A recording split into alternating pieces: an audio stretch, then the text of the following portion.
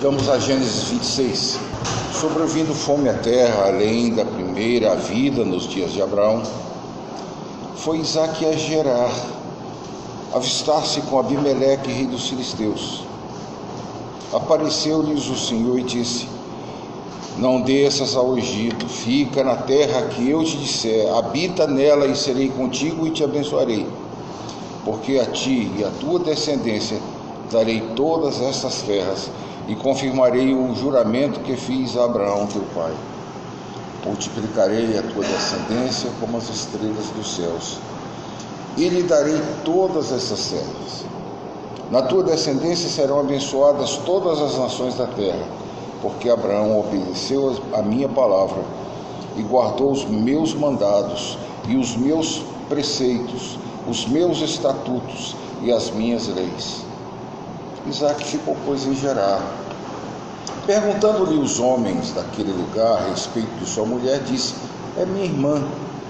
Pois temia dizer a minha mulher, para que, dizia ele consigo, os homens do lugar não me matem por amor a Rebeca, porque era muito formosa de aparência.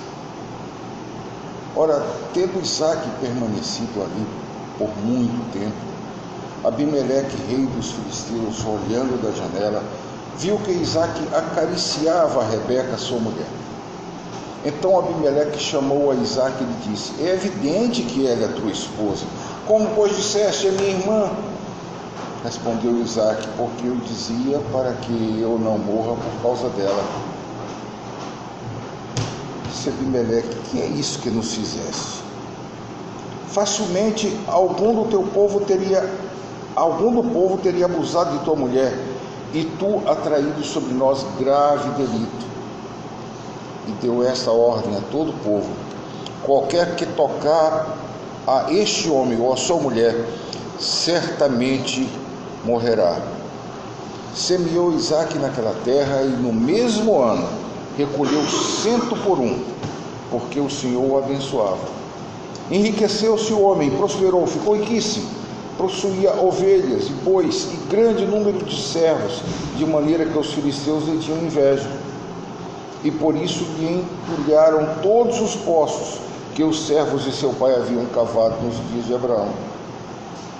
Enchendo-os de terra, disse Abimeleque a Isaque: aparta-te de nós, porque já és muito mais poderoso do que nós. Então Isaque saiu dali e se acampou no vale de Gerar, onde habitou. E tornou Isaque a abrir os poços que se cavaram nos dias de Abraão, seu pai, porque os filisteus os haviam entulhado após a morte de Abraão. E lhes deu os mesmos nomes que já seu pai lhes havia dado. Cavaram os servos de Isaque no vale e acharam um poço de água nascente. Mas os pastores de Gerar contenderam com os pastores de Isaque, dizendo: essa água é nossa. Por isso chamou aquele poço de Ezeque, porque contenderam com ele. Então cavaram outro poço, e também por causa desse contenderam. Por isso recebeu o nome de Sita. Partindo dali, cavou ainda outro poço, e como por esse não contenderam, chamou-lhe Reobote, e disse: porque agora nos deu lugar o Senhor, e prosperamos na terra. Dali subiu para Berseba. Na mesma noite lhe apareceu o Senhor e lhe disse: eu sou o Deus de Abraão teu pai, não temas, porque eu sou contigo. Abençoar-te-ei e multiplicarei a tua descendência por amor a Abraão meu servo. Então levantou ali um altar, e tendo invocado o nome do Senhor, armou a sua tenda, e os servos de Isaque abriram ali um poço. De Gerar foram ter com ele Abimeleque e seu amigo Alzate, e ficou o comandante do seu exército. Disse-lhes Isaque: por que viestes a mim? Pois me odiais e me expulsastes do vosso meio. E eles responderam: vimos claramente que o Senhor é contigo. Dissemos: haja agora juramento entre nós e ti, e façamos aliança contigo. Jura que não nos fará mal, como também não te havemos tocado, e como te fizemos somente o bem, e te deixamos em paz, ir em paz. Tu és agora o abençoado do Senhor. Então Isaque lhes deu um banquete, comeram, beberam. Levantando-se de madrugada, juraram de parte a parte. Isaque os despediu e eles se foram em paz. No mesmo dia vieram os servos de Isaque, e dando-lhe notícia do poço que tinham cavado, lhe disseram: achamos água. Ao poço chamou-se Seba. Por isso Berseba é o nome da cidade até o dia de hoje. Tendo Esaú 40 anos de idade, tomou por esposa a Judite, filha de Beeri, Eteu, e a Basemate, filha de Elon, Eteu. Ambas se tornaram amargura de espírito para Isaque e para Rebeca.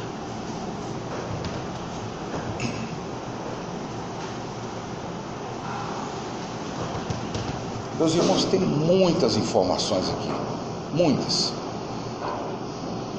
Tantas que eu não vou dizer uma em cada versículo, mas é quase isso. É um excelente texto para diversos tipos de estudo. Mas eu quero destacar duas coisas que podem afetar a nós que trabalhamos no ministério do Senhor. A primeira delas é que o erro do filho se repete, o erro do pai se repete no filho. Vocês notaram isso? É a mesma pessoa, Abimeleque. É a mesma situação. Pedir à mulher para que se identifique como sua irmã. No caso de Abraão ainda tinha até a desculpa de que era meio irmã. Mas no caso de Isaque não. Talvez fossem primos de segundo grau. Agora é interessante que Deus não perdoa esse tipo de coisa. E o rei Inico faz duas coisas. Primeiro, descobre. Vendo pela janela, descobre que Isaque acariciava a sua mulher. E encheu-se de ira. Que é isso? E aqui nós vemos que do jeito que o pai foi repreendido pela mesma pessoa, agora o filho é repreendido pela mesma pessoa. Que é isso que você faz? Você está ficando doido? O ímpio chamando a atenção de um dos nossos patriarcas. O escritor de Hebreus coloca um caso pior, em que ele fala de um profeta que é advertido pela própria mula. Ele está se referindo a Balaão. Você pode dizer, mas Balaão não era membro da aliança. Está certo. Então você pode dizer, como não era membro da aliança, foi advertido por uma mula. No caso aqui, Abraão e Isaque eram filhos do pacto, são advertidos apenas por um ímpio, não é por uma mula. Mas você está esquecendo do salmo que diz: não sejas como o cavalo e a mula, que precisam de cabrestos, de outra forma não te obedecem. Tem muita gente que só obedece assim. Meus irmãos, nós somos testemunhas disso. Por que o seminário precisa ter uma congregação para disciplina? Não é porque surgem casos de indisciplina? Por que o conselho da igreja precisa ter reuniões prontas e a miúde? É só para corrigir as ovelhas ou para questionar também os atos do pastor?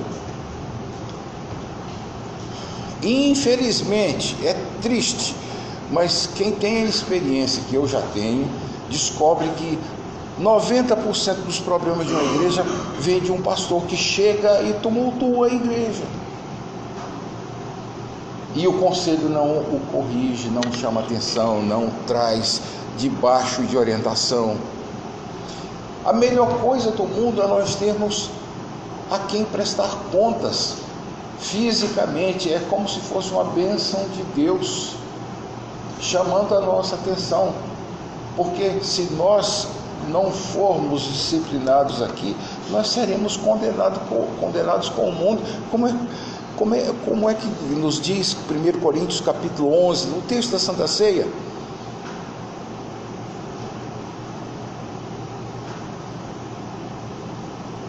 Cada geração parece precisar de aprender do zero a sabedoria moral. É claro, irmãos, que a técnica, ela se preserva de pai para filho. Por exemplo, cavaram os poços que tinha cavado Abraão, eles desentulharam, cavaram outros, eles haviam aprendido com a geração anterior.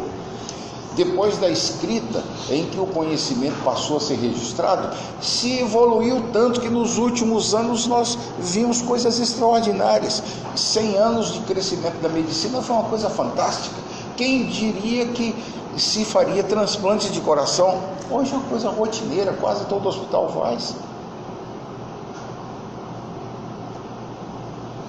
O saber técnico acumulado passa de geração a geração, e a geração presente cria coisas novas em cima dos conhecimentos acumulados pela geração anterior. Mas o saber moral não, cada geração precisa aprender. Cada geração precisa aprender. E repare, aqui tem um perigo terrível para nós. Versículo de número 9. Veja a desculpa de Isaac. Então Abimeleque chamou a Isaac e lhe disse: é evidente que ela é tua esposa. Como, pois, disseste, é minha irmã? Respondeu Isaac: porque eu dizia para que eu não morra por causa dela. Mas esse não é o objetivo do marido? Não é o que diz a Sagrada Escritura? Que o marido deve, se for o caso, morrer pela esposa, como Cristo morreu pela igreja? E ele se esconder atrás da mulher. É essa classe de camisolões, desculpe o termo, é um termo muito usado no Nordeste, que prolifera hoje em dia, que se esconde atrás da mulher. Qualquer coisa que tem problema, põe a mulher para frente. E o pior, tem pastores que fazem isso.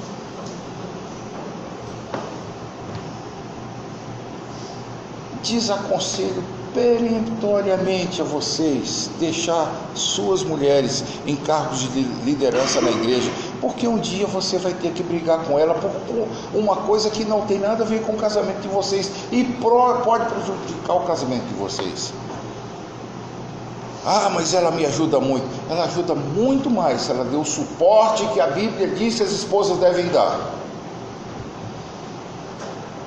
Eu era professor no século passado aqui nesse seminário, e um rapaz chegou para mim e disse: pastor, qual é a qual é a qualidade ideal para uma esposa de pastor? Ela seja organista, ela seja regente, professora? Eu falei: não, a qualidade certa é que ela seja escolhida para você por Deus. Eu dou esse conselho para vocês aqui: não case com a organista. Ela vai ser criticada, ela vai ser machucada. Isso vai afetar você. Não deixe ela morrer por você, morra por ela. Não leve os problemas da sua igreja para sua cama, para junto da sua esposa. Resolva os problemas sozinho. Ah, mas se eu não puder dividir, eu sou um com ela, até nosso e-mail é igual, ela vê tudo que eu... Não faça uma coisa dessa. Às vezes você recebe coisas que não interessa a ela, e ela não precisa. Não estou dizendo para esconder coisa de sua mulher, mas para poupar sua mulher. Rebente-se por ela, morra por ela, mas não faça como Isaac, ou como Abraão já tinha feito, esconder-se atrás das saias dela. Não faça isso. Isso não é atitude de homem. Já não digo nem atitude de cristão. De cristão não é mesmo. Isso não é atitude de homem. Isso é atitude dos homens produzidos pelo mundo de hoje, não por homens honrados. O que eu posso deixar para os irmãos hoje nessa devocional? Primeiro, se lembrem sempre: moral não é hereditária. Você tem que cultivar a sua. Segundo, cuide do seu lar com maior desvelo do que você cuida de sua igreja. Não prejudique o seu lar por causa da igreja. É óbvio, não prejudique a igreja por causa do seu lar. Mas tenha em conta que aquela que Deus lhe deu, não lhe deu para abrigar suas lutas. Lhe deu para ser uma companheira que seja idônea.